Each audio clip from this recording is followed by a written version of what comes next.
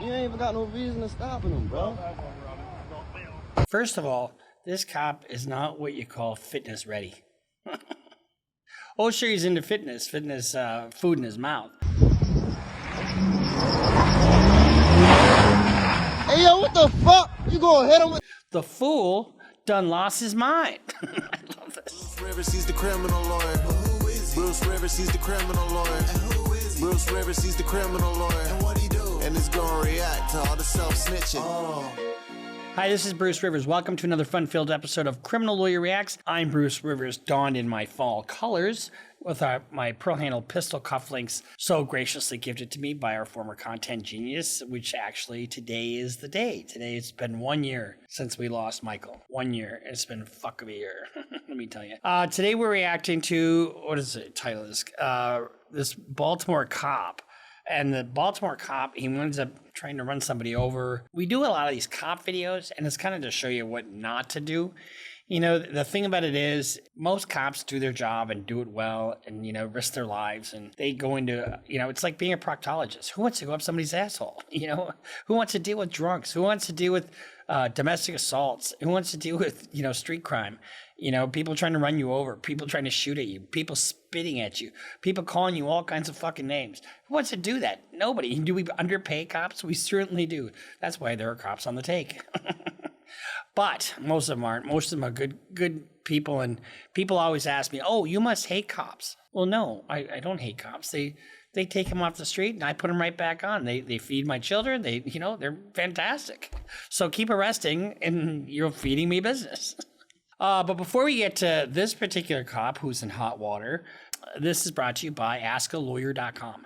AskALawyer.com is a very fun-filled, personal way for you to get legal advice from a living, breathing human being, a lawyer. I know, we're lawyers, but we're also human beings. Do we not bleed if you cut us? So let's say you have an issue with, with a cop trying to run you over and you think you want to sue the department. Well, go to AskALawyer.com and just see if you have a claim. He can get you to the next step. Or if you have an issue with your landlord or any kind of legal matter that you need kind of the first steps on, go to AskALawyer.com. They also have AI components, so if you're doing your own legal research, they got you covered there too. AI is just getting so much more popular these days. AskALawyer.com, same people that brought you eForm and eSign, which I use both of those on a regular basis. So let's get into this. So there's a video, and then we're going to talk about the implications of the video afterwards, and then I want to read something to you as well, because I had my office partner died 1.5 years ago, and we had a memorial for him, and there's a lesson in there that I want to impart. So let's just check this out here.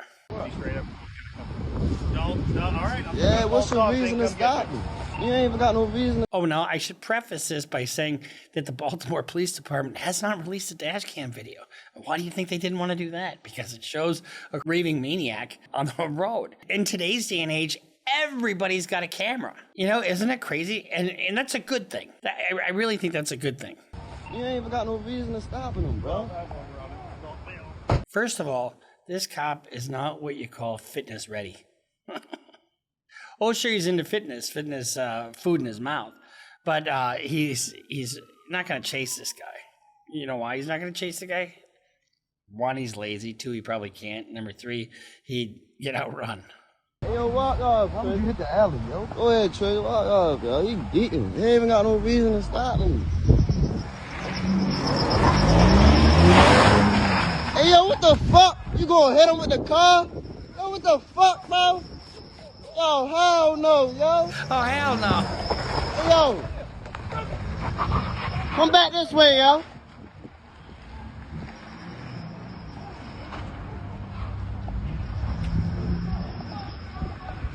Yo, beating, bro.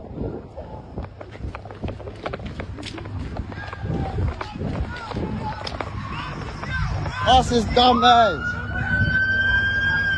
Dumb ass. Fucking dummy.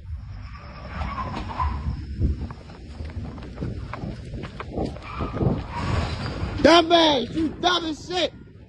You dumb as shit. You crashing and all that. You really crashing out, bro. Go ahead, dumbass. Really crashing out, bro. You crashed his car and all that, bro. You really trying to hit my mans, bro. What the fuck? Nobody try to hit bro with the car and all that. Oh, time. So now, when you put your lights and sirens on, it goes back like 30 seconds or so. The dash cam does. So you know that. What's his reason for running somebody down? If you tried to run somebody down, because let's say somebody stole your wallet and they ran away, and you tried to run them down with your car, you would get charged with attempted murder, or assault with a deadly weapon, because a car can be that. How dumb is this cop? But the thing about this, the cop's overweight, obviously, and this skinny young black kid is gonna fucking outrun him no matter what. You know what? Let him go. You tell him next time I see him, we're going to have trouble unless he straightens out. Discretion is what? 9/10 of the law. The cops have wide discretion to do what they're doing. So the state's attorney in this case, Ivan Bates, announced at the criminal counts Wednesday, and saying that the investigators reviewed multiple camera angles, which you only really need to see one, including footage unavailable to the public, before charging the officer. When asked about the footage, Bates spoke candidly, noting his comments reflect his personal views as a city resident. The fool done lost his mind. He said, well, Chuck, we see a lot of video, and sometimes you see something that's just so egregious, you cannot understand how an individual would place himself in such a position. The fool done lost his mind. I love this. He added the indictment is not a finding of guilt. No, it's not. An indictment is what? You can indict a ham sandwich. I can indict this little glass right here that says stop self-snitching. What a great Christmas idea. At CLR, BruceRivers.com. How's that for a shameless plug? To get an indictment, they go before a grand jury, and all they need to find is probable cause. However, it's a problem when the prosecutor indicts a cop. Why is that? Well, they rely on that particular department for all their cases. Right?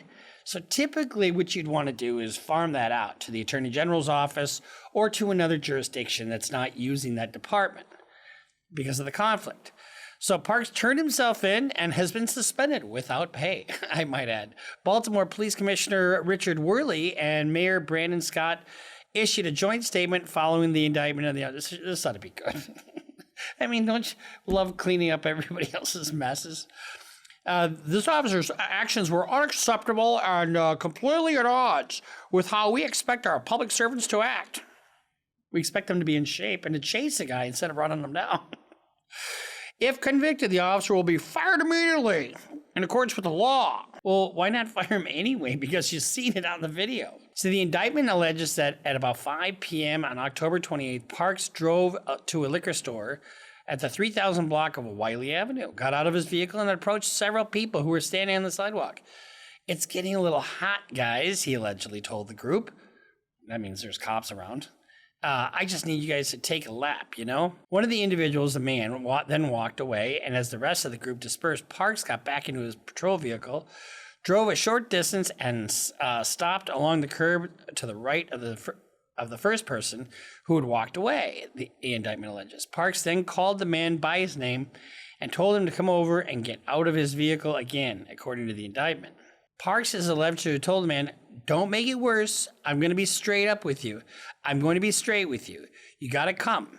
Parks allegedly motioned his finger for the man to come towards him, and the man said, no, and then turned and walked away. The thing about it is, I don't know how it is in other jurisdictions, but you can't flee an unlawful arrest. So let's say I'm in my car, and let's say the cops come up to me and say, get out of your car. And I say no. And then they fucking manhandle me, and I start wriggling around, and I run away from the cops. I can't do that. That's still against the law. It might be different in other jurisdictions, but here in Minnesota, it's against the law. All right, at this point, the indictment alleges Parks yelled out, all right, I'm going to call the dogs and come get you. As the man walked away on a paved driveway, Parks returned to his patrol cruiser and said over his police radio, I have one running, one adult male in the alley. According to the indictment, which also alleges that he drove his cruiser into a paved driveway directly at the individual with increasing speed. What's he going to do? Do a pit maneuver?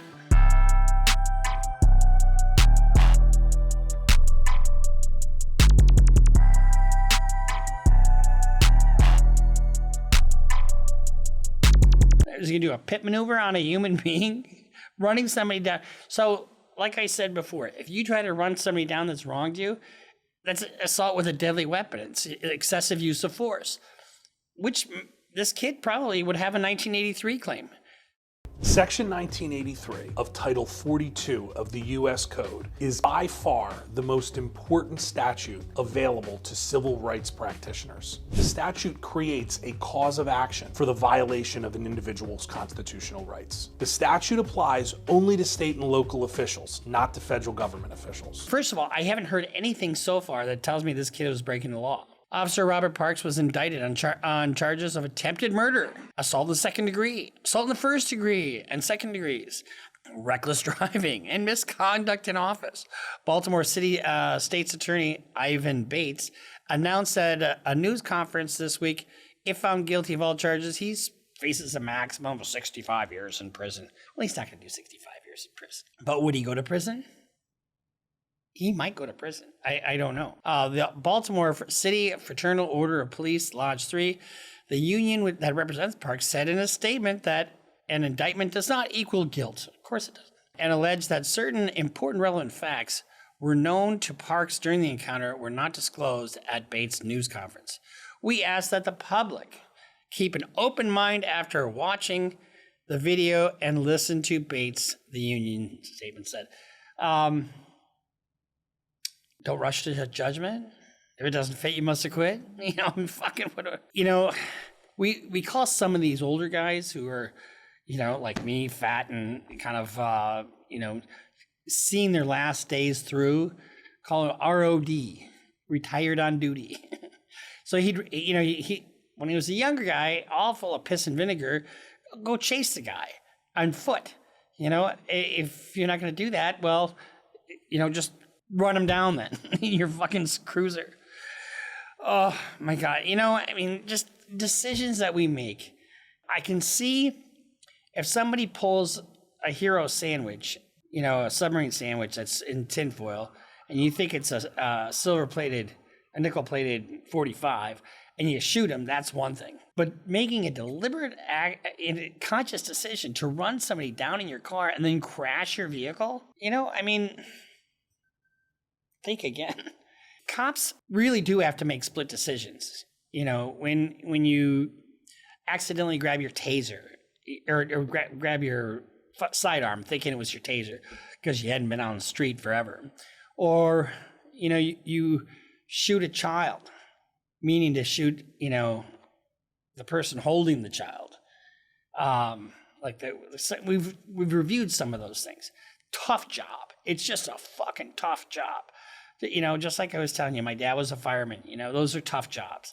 They don't see people at their best.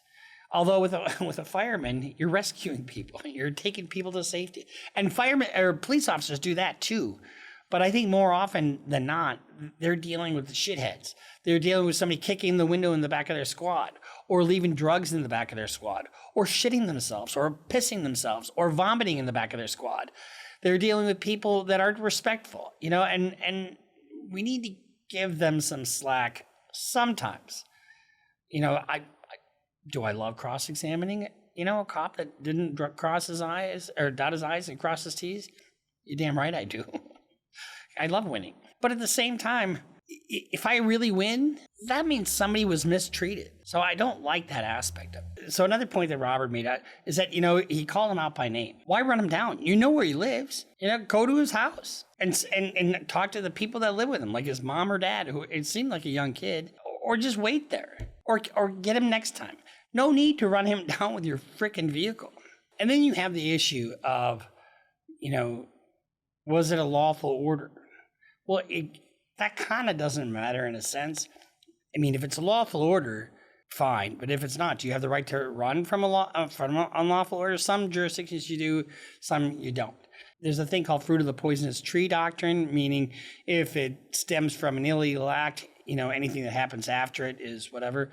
I still haven't heard anything about why he wanted to stop this person to begin with. And that's what the person filming was talking about. This cop just now exposed the city to potential civil rights claims by this dude. And also, the cost of the cruiser that he just kind of wrecked. Unbelievable. My office partner, his name is Joe Friedberg. He passed away a year and a half ago. And we finally just got around to doing a memorial for him. And I wanted to just kind of pay a tribute to him because he was just such a fantastic mentor to me. He was 87 when he died. And when he turned 70, they told him he didn't have to go after colonoscopies anymore. Well, he died of colon cancer and hadn't had one in 17 years. Go get them. I've had 2, and it's very preventable. But what I wanted to do here is I wanted to give you a little hint as to, when I was much younger, I met Joe. It was like 20 years ago or so. And he was just so nice to me. And I'm going to tell you, I'm going to read my tribute that I speech I gave at this memorial. And I'm just going to read this to you now, the way I read it then. And so I want you guys and here's a picture of Joe. Hello, I am Bruce Rivers, and I officed with Joe for 20 years plus. I would like to say a few words about Joe. We all know he was a legal legend. He was fearless, smart, intuitive, charming, loyal, good-humored, and I could go on. He was a wonderful, wonderful guy. But I wanted you to see Joe for a minute through my eyes. I first met Joe when I got my first homicide. That's how long ago that was. I've had a lot since then. No way I was going to do it alone. I cold called Joe because number one, I knew I wasn't going to be able to keep the case by myself. So I cold called Joe. I told him, hey, Joe, I had one on the string and I needed a little gray hair. It was a murder case between 2 brothers in Walker, Minnesota. I told Joe we'd do it for $30,000 plus $15,000 in expenses. He said, as he was driving in the pouring rain in the bayou of Louisiana on his way to New Orleans for Thanksgiving, Bruce, I would love to team with you, but we'll do it for $100,000 plus $25,000 in expenses. And there formed a friendship, an amazing friendship that was more like family than friends. Joe was like, wait. No, he was more like a father than anything else. He always encouraged me. He was always positive. I remember driving to Chisago County on my way to do a closing argument in a crim sex case, criminal sexual conduct case. I called Joe that morning and asked him for some pearls of wisdom to calm my nerves. I told him the facts of the case, and he said, now, Bruce, this losing streak of yours is beginning to bother me. Would you quit telling people that you know me? And I just shrugged my shoulders because that's who Joe was. He's always needling and joking. And with that, he gave me the blueberry pie story. And I'll tell you about the blueberry pie story. It's about circumstantial evidence. He was always generous with his time and attention. I could go to him with anything. And he never said a bad word about anyone that I can remember. In fact, I can recall coming back to the office a little frustrated by Judge Muckenfudge. There's no Judge Muckenfudge, that's just a name. He could see I was annoyed by the judge, and without missing a beat, he would say, I kind of like the guy, and I'm like, no, Joe, you hate him just like I do. But that's who Joe was. And we'd laugh. He wouldn't steal a case off a colleague, which seems like the norm today. And he was a loyal friend to the end. Carolyn, his wife, worked as his back office his whole career. And even though they've been together since before the Great Depression, they've been together like 55 years or something like that, they would still flirt. They'd bicker at times, but they always wound up with a funny story and laughter. She'd call him Joey, and he would either call her either the woman who must be obeyed or the woman that doesn't age, very affectionately. Laughter and love was always there. He boiled things down to simplicity, which was one of his best traits. We were waiting for over 17 hours for a verdict on a homicide. And I blurted out, did you ever think about cheating on your wife? Criminal lawyers are the most interesting and have the best and maybe the weirdest conversations. And he said, of course I have. I just couldn't live with the guilt. She's my best friend. There was a meaningful moment, though, that really sealed the deal when it comes to Joe. We were trying a manslaughter case in Stearns County. Our client was a bouncer who held a guy that died in his arms. During the trial, I poured water into a styrofoam cup without holding the cup. And you know what happens then. The water spilled over onto his notes that he was writing with a felt-tip pen, and it was, running. I was the little kid who screwed up. My dad would have backhanded me. I always lived in fear as a child. And right then, I was that little kid who screwed up. And I just didn't say anything, and he was like, And when we won the case and we were celebrating with the client and his family, I turned to Joe and said, oh my God, I thought you were going to be so mad at me. And he looked at me and he says, for what? I said, because I spilled on your notes. He said, Bruce, that was an accident. How could I be mad at you for an accident? Honestly, that changed my life. It was so simple, but so profound. If we all took the time to put things into perspective, we might not be so angry. We might not be so mad. And I said, just like this was 200 or 300 people. It was a full house. So just like everyone in this room, and this is a true testament to Joe, but just like everyone in this room, I have many, many fond memories of Joe. But more than that, he changed who I was as a person. The love and kindness that both he and Carolyn have shown me over the 20-some-odd years are a gift that gives me peace, a gift that we should take a lesson from and bestow upon people that we care about, and upon some of the people we don't really care about. It comes back. So I said, here's to my second father and to one of the most influential people that I've met, Joe Friedberg. And you can look him up. He was a legend here. And I bring him up because today is the anniversary of Michael's death. You know, I look back on him and I never gave up on Michael. I wasn't always kind to him. He would frustrate the shit out of me. You know, and I'm sure I frustrated the shit out of him at times. But I never gave up on him. And I loved him more than I can tell you guys. And Joe changed my life. You know, I had a domineering father who was just a fucking prick. He would backhand me at the table for not eating my whatever, you know, coleslaw. I mean, he just jammed it down my throat one time. Gee, Dad, that's terrific. I've never had it at high velocity before. But we do that to people sometimes. We act without thinking. You know, sometimes we're just not nice to people.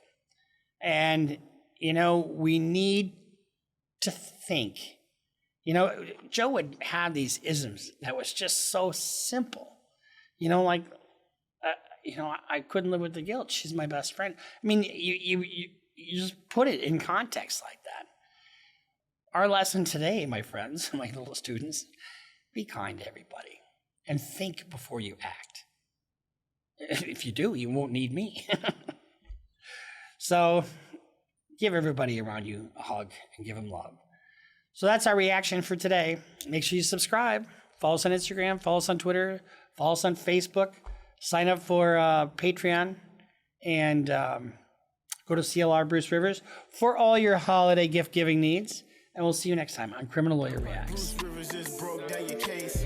He know all the charges that you about to face. You ain't coming home till 2058. That self-snitching gon' get you put away. Bruce Rivers just broke down your case. He know all the charges that you about to face. You ain't coming home till 2058. That self-snitching gon' get you put away. 23-hour lockdown, please, is that my God?